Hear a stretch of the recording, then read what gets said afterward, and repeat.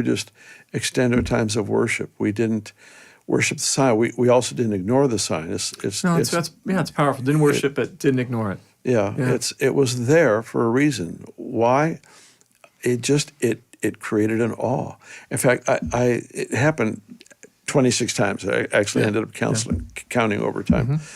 And after about 5 or 6 times in, I realized, man, I don't know what to do. I mean, he shows up in this way. I've heard of God showing up in ways in Chronicles where everybody's on their face, nobody can speak a word, do anything. We've had times where that awesome presence has been there and has been silence for just about 20 minutes, I remember at one point, which is an eternity in a corporate gathering. So we have those kinds of things, but this was different. There was a lightness, a joy, but an awe. And then I remember, I don't know what to do. And I didn't feel like I needed to perform something. I just want to be a good steward. And then I watched children, and children would run, because it would often start in a corner. And children would run right into the middle of this cloud of his presence. And I thought, I'm just going to follow them.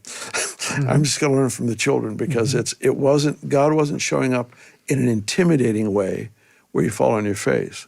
Biblical, appropriate. Yeah, absolutely. This was different. It was a welcoming presence, and children would run right into the middle of it. People would call their relatives, their friends who weren't at the meeting, and they would come in their pajama bottoms, and come in. That's true.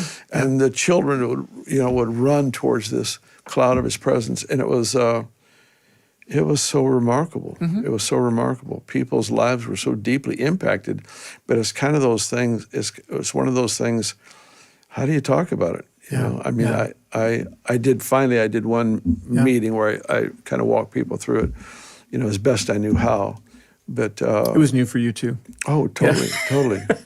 And it hasn't happened since, really, not nearly to the same level. No. And we're talking 8 years ago, or